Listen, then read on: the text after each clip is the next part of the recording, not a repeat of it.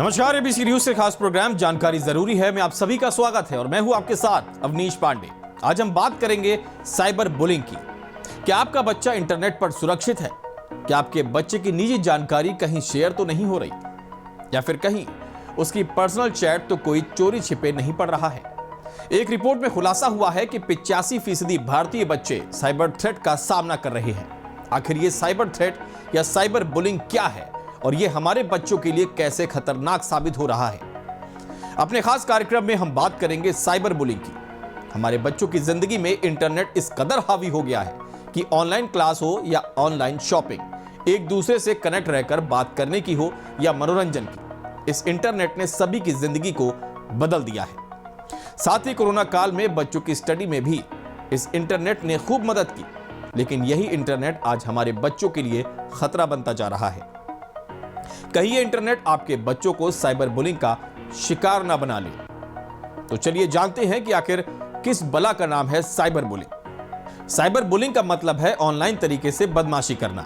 तो चलिए इसे आसान भाषा में भी समझ लेते हैं। साइबर बुलिंग दो अलग अलग शब्दों से मिलकर बना है, साइबर और बुलिंग। जहां साइबर का मतलब इंटरनेट से रिलेटेड है, तो वहीं बुलिंग का मतलब बदमाशी से है। इसका सीधा सा अर्थ है कि इंटरनेट के जरिए होने वाली बदमाशियां। और इसी साइबर बुलिंग पर क्या कहती है मैकफी की रिपोर्ट। अब बात कर लेते हैं कि मैकफी रिपोर्ट की, जिसमें बताया गया है कि भारत के 85% बच्चे साइबर बुलिंग का शिकार हो रहे हैं।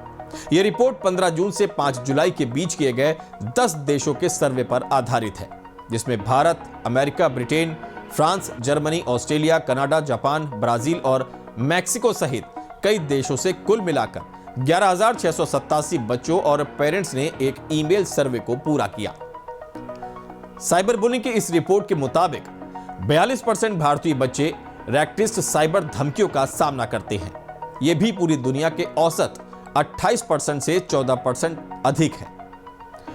भारत में रैकेटिस्ट धमकियों के अलावा अन्य तरह के साइबर बुलिंग के मामले भी बच्चों में अंतर्राष्ट्रीय औसत से लगभग दोगुने हैं।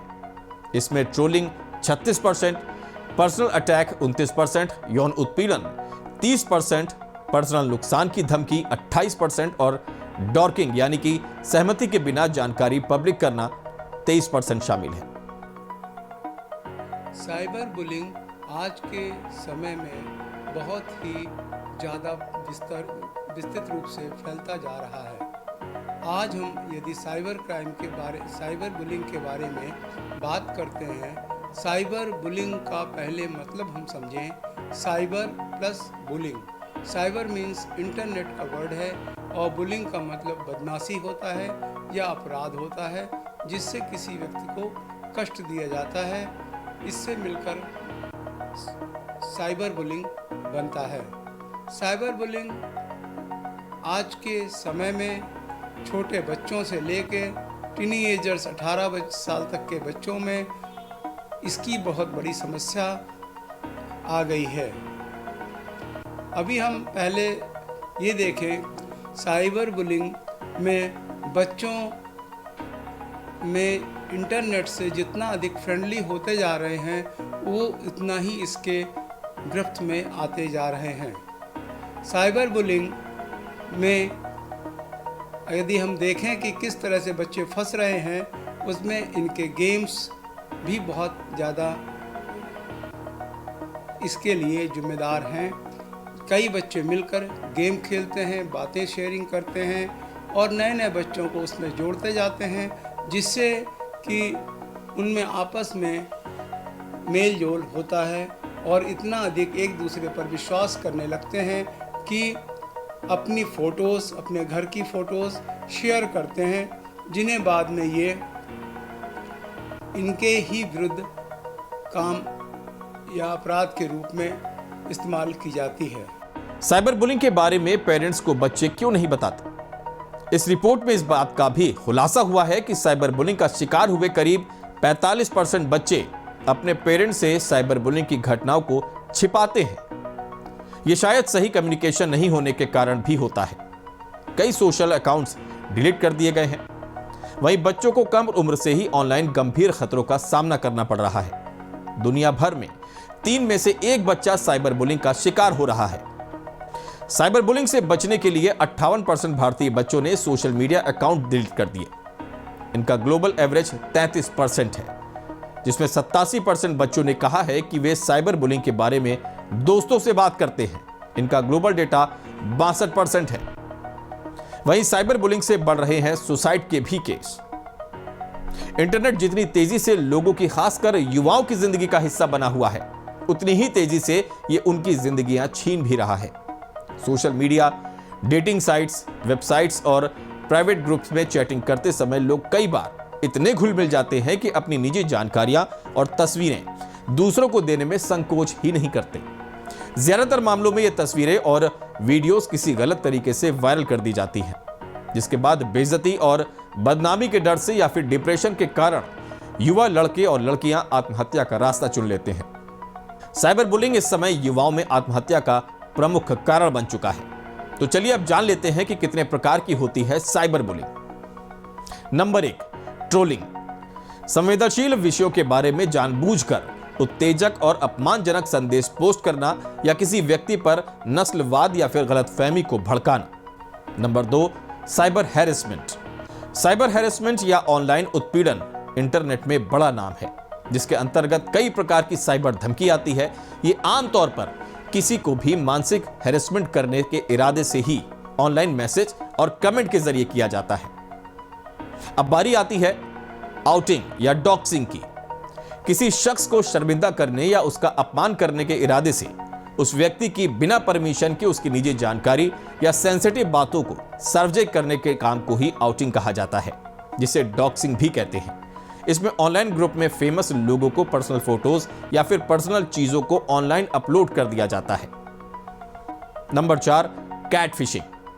किसी के प्रोफाइल को चुराना या लोगों को ऑनलाइन रिलेशनशिप शुरू करने का लालच देकर नकली प्रोफाइल बनाना। नंबर 5 है साइबर स्टॉकिंग। बार बार संदेश भेजना जिसमें शारीरिक नुकसान के वास्तविक खतरे शामिल हैं। एक cyber stalker social networking platform समेत एसएमएस, फोन कॉल्स, ईमेल आदि के जरिए विक्टिम को ट्रैक करने के लिए कई तरह के हथकंडे अपनाता है और इस जानकारी का प्रयोग वो विक्टिम को धमकाने, ब्लैकमेल करने या फिर शारीरिक रूप से संपर्क करने के लिए भी कर सकता है। इसके अलावा ये ईमेल के जरिए भी धमकी या फिर ऑब्सीन मैसेज भेज सकते हैं। साइबर बुलिंग के बारे में बात करते समय सबसे पहले हम ये जानते हैं कि साइबर बुलिंग कितने प्रकार की होती है। साइबर बुलिंग में ट्रोलिंग, हैरेसमेंट और धमकी देना, डॉक्सिंग आदि प्रकार आते हैं।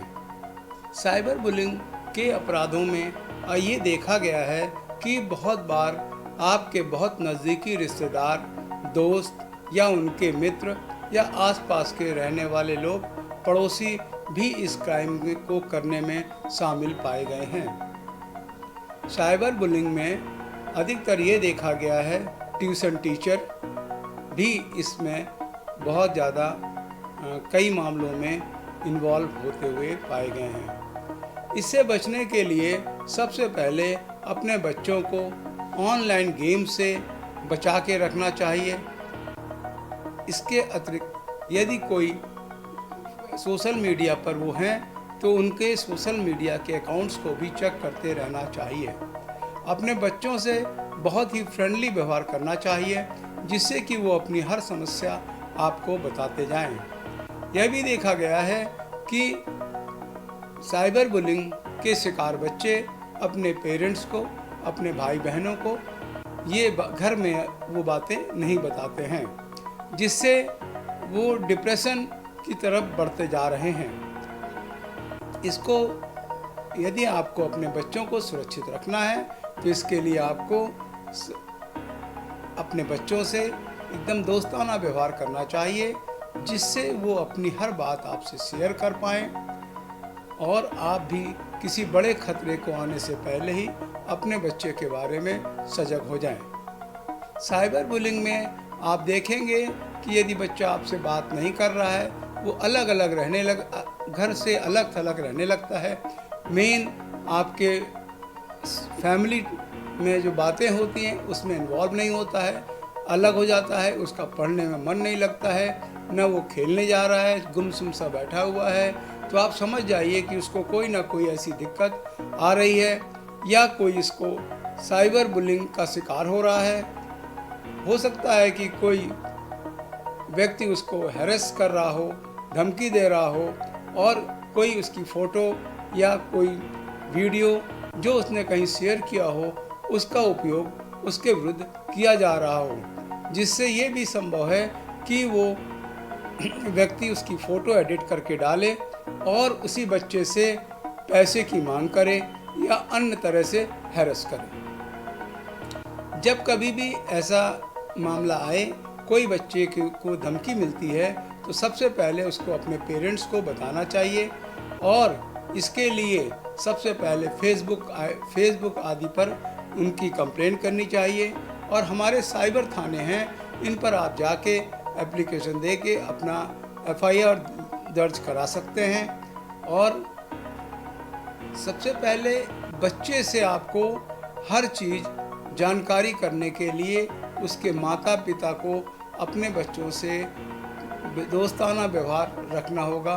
मेन इससे बचने का सबसे बड़ा उपाय यही है। अब बारी आती है फ्रैपिंग की, जिसमें फेसबुक के अकाउंट को हैक किया जाता है और किसी और के खाते में लॉगिन करना, उन्हें प्रतिरूपण करना या उनके नाम पर अनुचित सामग्री पोस्ट कर देना फ्रैपिंग कहलाता है। ग्रीफिंग, ऑनलाइन गेमिंग के माध्यम से लोगों को गाली देना और गुस्सा करना ग्रीफिंग कहलाता है। साइबर बुलिंग करने वाले पर्सन की पहचान शुरुआत में तो नहीं होती, पर यह जानने वाले और अनजान लोग भी हो सकते हैं। यह ध्यान रखिए, आपके आसपास और रिश्तेदार भी हो सकते हैं। वहीं साइबर बुलिंग करने वाले लोग खासतौर पर मित्र, रिश्तेदार या फिर सोशल नेटवर्किंग के जरिए हुई जान पहचान। ऑनलाइन गेम खेलते समय जान पहचान का होना। साइबर बुलिंग के खास अड्डे कौन कौन से हैं ये भी जान लेते हैं। खासतौर पर gaming community, online social media, Facebook, Instagram या ट्विटर। वहीं टैबलेट और मोबाइल फोन के जरिए भी मैसेज भेजने वाले applications. Online communication, bold chat room, online chatting, direct messaging व इंस्टेंट मैसेजिंग ईमेल के जरिए भी फ्रॉड किए जा सकते हैं। वहीं इन तरीकों की मदद से आप अपने बच्चों को साइबर बुलिंग से सेफ भी कर सकते हैं। तो आइए जान लेते हैं कि वो कौन सी ऐसी बातें हैं जिनसे आपके बच्चे साइबर बुलिंग का शिकार होने से बच सकते हैं। किसी को भी ना बताएं अपने पासवर्ड्स। पेरेंट्स हमेशा अपने बच्चे को समझाएं कि वो अपना पासवर्ड किसी के भी साथ शेयर ना करें, चाहे वो उनका सबसे अच्छा दोस्त ही क्यों ना हो। सबसे पहले ऐसी साइट्स पर ना जाएं बच्चे, इस पे विचार करना चाहिए। इसके लिए हमको अपने बच्चों के मोबाइल्स को समय समय पर चेक करते रहना चाहिए कि वो क्या देख रहे हैं, सोशल साइट्स पे कहाँ कहाँ जा रहे हैं और उनका किससे क्या व्यवहार हो रहा है, और जिससे कि यदि कोई धमकी आ रही है या कुछ आ रहा है तो उनको वो अपने माँ बाप को बताएं या आपको पता लग पाए। आप एज ए पेरेंट्स उनसे पूछें, उन पर निगरानी रखें कि इसका आपका बच्चा कहीं साइबर बुलिंग का शिकार तो नहीं हो जा रहा है। इस समय इस तरह की बहुत सारी समस्याएं आ रही हैं कि फेक आईडीज़ बनाते हैं लोग। पीछे लड़का होगा और लड़की की फ़ोटो लगाकर वो चैट करेगा। चैट करने में आप इतना ज़्यादा घुल मिल जाएंगे, ऐसी बातें करेंगे कि वो आपको एकदम फ्रेंडली बना लेंगे। फिर उसके बाद अपनी फ़ोटो भेजेंगे जो कि डमी होगी और आपसे आपकी फ़ोटो लेंगे, फिर उसको एडिट करेंगे, फिर आप ही की फ़ोटो को वो आपके पास भेजेंगे, बच्चों के पास भेजेंगे। और बच्चे जब उसको देखते हैं कि मेरी ऐसी फ़ोटो आ गई, इससे बेइज्जती होगी या माँ बाप से क्या कहें, अपने मम्मी पापा से क्या कहूँ मैं, इस बात के डर के मारे वो फिर उस साइबर बुलिंग करने वाले व्यक्ति की बात मानने लगते हैं। इससे बचने के लिए किसी से भी चैट करने से पहले आपको उसके बारे में जानकारी कर लेनी चाहिए। और मेरे विचार में तो अननोन व्यक्ति से चैटिंग, फ्रेंडशिप करना अच्छा नहीं होगा। यदि आपको साइबर बुलिंग से बचना है तो आपको इन चैट करने से पहले पूरी जानकारी कर लें। अननोन आदमी के साथ ऐसा संबंध ना बनाएं। जी, ऐसे बच्चे जो साइबर बुलिंग के शिकार होते हैं, इनको चाहिए, इनके पेरेंट्स को चाहिए, सबसे पहले आप ऑनलाइन एफआईआर का सिस्टम है, ऑनलाइन एफआईआर करें तथा इसके लिए हर ज़िले में एक साइबर थाना बना हुआ है। वहाँ पर आप जाएं और अपनी प्रार्थना पत्र को लिखित रूप से उस पर दर्ज कराएं और उसकी एक कॉपी आपको प्राप्त होगी, जिसके बाद पुलिस अपनी विवेचना करेगी और कार्रवाई करेगी। सबसे पहले तो बच्चों को जब आप मोबाइल देते हैं तो बहुत एडवांस मोबाइल ना दिए जाए शुरू में, और मोबाइल को आप ट्रैक कैसे करेंगे इसको भी ध्यान दिया जाए। जब भी आप आते हैं बच्चों को दिन भर में कम से कम एक बार उनका मोबाइल ज़रूर चेक करें कि वो कहाँ पे चैटिंग कर रहे हैं, किससे फ्रेंडशिप कर रहे हैं। यदि आप ये नहीं, और कौन सी साइटें देखते हैं, अब सारे ये प्रोविज़न्स होते हैं मोबाइल में कि दिन भर में क्या किया गया है उसकी हिस्ट्री आप चेक करें। फेक आईडी से सतर्क रहें। बच्चों को हमेशा ये बताते रहें कि जो भी ऑनलाइन जैसा दिख रहा है जरूरी नहीं कि वो वैसा ही हो। ऐसा मुमकिन है कि कोई लड़का अपनी प्रोफाइल पर लड़की की प्रोफाइल बनाकर चैटिंग करता हो। अपनी प्राइवेसी को लॉक रखें। खास तौर पर अपने बच्चे को हमेशा प्राइवेसी सेटिंग को लेकर जागरूक करें। सोशल मीडिया के अकाउंट की प्राइवेसी सेटिंग को लॉक करें। टैग, ब्लॉक, फोटो शेयरिंग को ऑफ करना बेहद जरूरी होता है। तो चलिए अब जान लेते हैं कि साइबर बुलिंग से बचने के कौन कौन से तरीके हैं। बच्चों के साथ समय बिताना बेहद जरूरी है। वह रियल और वर्चुअल दुनिया में अंतर उन्हें बताएं। बच्चों के व्यवहार पर भी नजर रखें। बच्चे सोशल प्लेटफॉर्म का कम से कम इस्तेमाल करें। सोशल प्लेटफॉर्म पर निजी जानकारी को साझा ना करें। वही निजी और पारिवारिक तस्वीरों को भी शेयर ना करें। अनजान लोगों को अपने फ्रेंड लिस्ट में ना जोड़ें। किसी को भी व्यक्तिगत जानकारी शेयर ना करें, चाहे वो जन्मतिथि, एटीएम पिन, आधार नंबर, डेबिट कार्ड नंबर, खास तौर पर भूलकर भी शेयर ना करें। वहीं ऑनलाइन गेम और ऑनलाइन क्विज से बचने की कोशिश करें। वहीं ग्रुप में कोई तंग करे तो उस ग्रुप को छोड़कर पुलिस में शिकायत जरूर दर्ज कराएं। फेसबुक पर कोई फेक आईडी बनाकर परेशान करे तो आईडी की एफबी में रिपोर्ट करें। आईडी को ब्लॉक कर दें, जिसके बाद साइबर थाने में केस दर्ज करवाएं। तो चलिए अब बात कर लेते हैं कि अगर इन सावधानियों को बरतने के बाद भी आप साइबर बुलिंग का शिकार हो जाते हैं तो अपनी शिकायत वेबसाइट www.cybercrime.gov.in या फिर हेल्पलाइन नंबर 155260 के माध्यम से दर्ज कर सकते हैं, जहां पर आपको सरकार से पूरी मदद मिल जाती है। बहुत सारे स्कूलों में ये देखा गया है कि मोबाइल लाने पर प्रतिबंध लगा हुआ है। यदि जिन विद्यालयों में इस तरह की सुविधा नहीं है, वहाँ पर उनके प्रिंसिपल को चाहिए कि बच्चों को प्रोत्साहित करें कि वो मोबाइल लेकर विद्यालय में ना आए।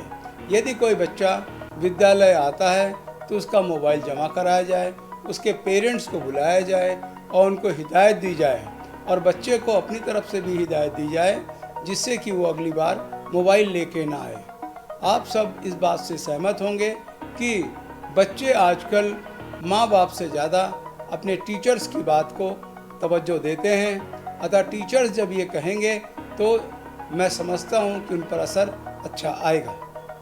जैसा कि आप देख रहे हैं, इसको हम इंटरनेट को जिम्मेदार पूरी तरह से नहीं ठहरा सकते हैं, क्योंकि इसके लिए हम आप भी जिम्मेदार हैं, पेरेंट्स भी जिम्मेदार हैं। पेरेंट्स ने मोबाइल दिया, इंटरनेट चलाने को दिया, इस बात के लिए दिया कि वो पढ़ाई करें अपनी, या आज के ज़माने में पढ़ाई के लिए इंटरनेट की बहुत आवश्यकता है। कोविड पीरियड में आपने देखा कि इंटरनेट ने ऑनलाइन क्लासेस में, ऑनलाइन शॉपिंग में इंटरनेट की बहुत आवश्यकता होती है और इसकी उपयोगिता भी बहुत है। किंतु इसके साथ ही साथ यदि बच्चे निरंकुश हो जाते हैं, इधर उधर की साइट्स देखते हैं और अननोन व्यक्ति से अपनी चैटिंग करते हैं, फ़ोटो शेयरिंग करते हैं, अपनी गोपनीय बातें शेयरिंग करते हैं, अपने घर की बातें शेयर करते हैं, तो आगे चलकर वो इनको नुकसानदेह होती है। इसलिए मैं सभी बच्चों से ये कहना चाहूँगा कि आप अपना इंटरनेट अपने उपयोग के लिए जो आपके फ़ायदे की चीज़ें हैं उन पर ही इस्तेमाल करें। आप ऐसा कभी ना करें कि आप कहीं घूमने जाएं और उसकी फ़ोटो शेयर कर दें। कई बार ये भी देखा गया है कि पूरा परिवार बाहर टूर पे है और फेसबुक पर फ़ोटोज़ शेयर कर रहे हैं, उसके बाद घर पर चोरी जैसी घटनाएं भी हुई हैं। इन सब को अवॉइड करने के लिए अपनी पर्सनल फ़ोटोज़ को इस पर डालने से बचें। एबीसी न्यूज से खास प्रोग्राम जानकारी जरूरी है में फिलहाल इतना ही। जल्द हाजिर होंगे एक नई जानकारी के साथ। फिलहाल दीजिए इजाजत और देखते रहिए एबीसी न्यूज।